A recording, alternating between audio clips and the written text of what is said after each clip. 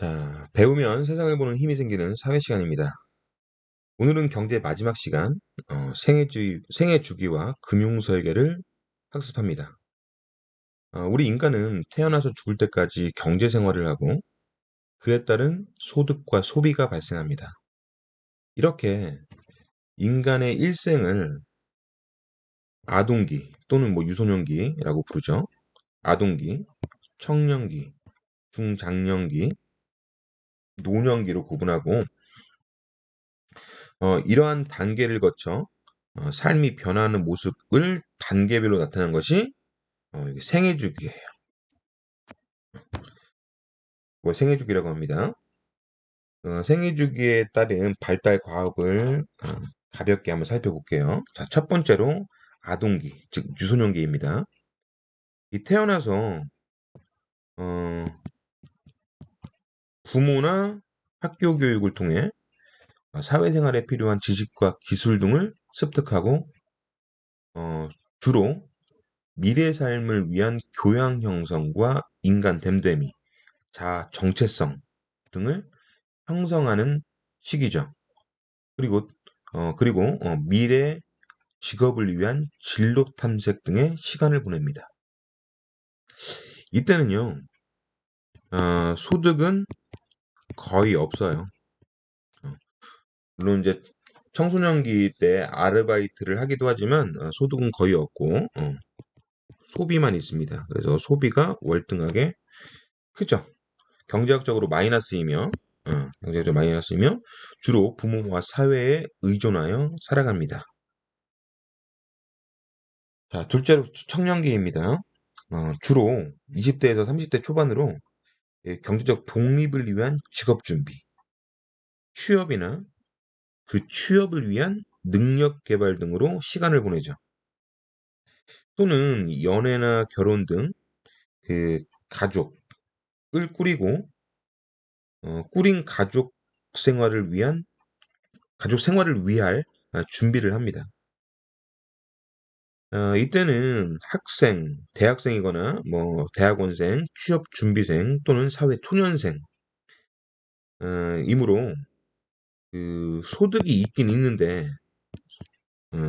소득이 많지는 않아요. 그래서 소비보다 적습니다. 경제학적으로 역시 여기 청년기도 마이너스예요. 유소년기도 마이너스, 청년기도 마이너스고 역시 부모나 사회에 의존하여 살아가겠죠. 자, 셋째로 중장년기네요. 이 어엿한 직장인으로서 그 역할을 수행합니다. 이 소위 말하는 짬밥, 즉 호봉이나 경력이 높아져서 생애 주기 중 최대의 소득이 발생하는 구간입니다. 또한 이제 가족을 구성하여 배우자 및 그 자녀의 부모로서의 역할도 수행하면서 소비할 것도 굉장히 많아요. 어, 이제 그 이제 가족을 위해서 식비, 주거비, 아니면 가전제품 이런 것도 소비해야겠고요. 또 자녀들의 학비라든가 어, 이런 것도 소비해야 할 것입니다. 그래서 이 중장년층에서는 소비도 최대예요. 소비도 최대입니다.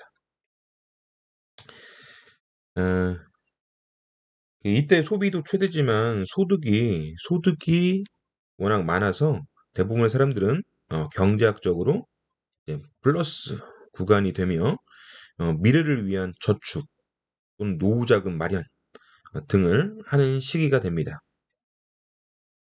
자, 끝으로 노년기죠. 보통 65세 이상의 노인들을 지칭합니다.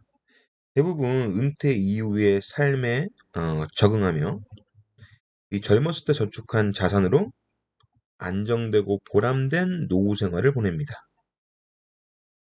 이 신체적 노화로 인한 병원비, 의료비 등 건강관리 비용이 높게 발생합니다. 어, 이때는 소득이라는 게 거의 없어요. 그 소득이라는 건 그 연금이나 젊었을 때 자산 관리를 통해 그 저축해 놓은 것이 대부분이고 새로운 소득은 어, 새로운 소득은 거의 없습니다. 반면 삶의 수준을 유지하기 위한 소비 성향을 유지하거나 건강관리비 등 소비가 높게 예, 발생을 하죠. 그래서 경제학적으로 역시 마이너스입니다. 이 청장년기에 플러스를 사용하게 되는 거죠. 그래서 이제 생애 주기별로 소득과 소비 그 경향을 파악해 볼 수 있고요. 중장년기에 안 썼네요. 중장년기는 소득이 소비보다 더 큽니다. 어, 이 중장년기가 유일하죠. 그래서 이 중장년기 때 높은 소득을 가지고 유소년기와 청소년기를 보조하기도 하고 노년기를 대비하기도 하는 겁니다. 자, 이렇게 대부분의 사람들은 생애 주기별로 소득과 소비가 발생하기 때문에 들어오고 나가는 돈을 어떻게 관리하는지에 따라 아, 그 관리하는 지에 대한 금융설계가 필요합니다. 즉 금융설계란 자신의 생애 주기별 과업을 실행하기 위해 재무제표 그 재무 목표를 설정하고 미래의 수익과 지출, 어, 미래의 수익과 지출을 예상해 보고 그리고 각 그 생애 주기에 관련된 과업 달성에 필요한 구체적인 계획을 세우는 과정을 금융설계라고 해요. 만약에 이런 금융설계가 없다면 미래는 매우 끔찍할 것입니다.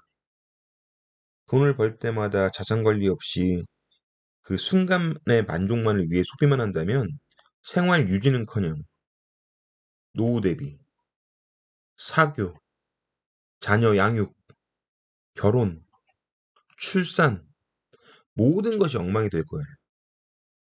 따라서 금융설계는 제한된, 즉 한정된 소득을 활용하여 현재 생활을 유지하고 어, 주기별 과업을 달성하며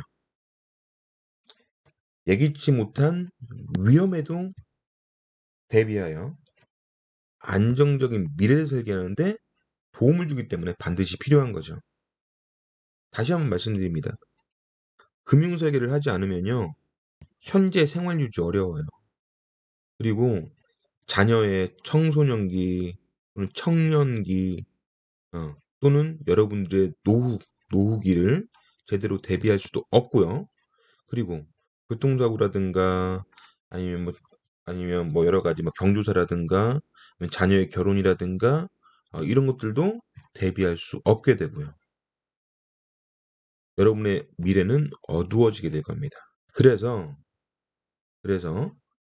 어, 소비는 어떻게 해야 되는지 소득이 있다면 그 소득에 대한 자산 관리를 어떻게 해야 될지를 반드시 계획 세우셔서 실천하셔야겠습니다. 자, 금융설계의 원칙으로 첫 번째, 현재의 소득뿐만 아니라 미래에 변화할 소득까지 고려하여 장기적인 관점으로 소비와 저축을 고려해야 합니다.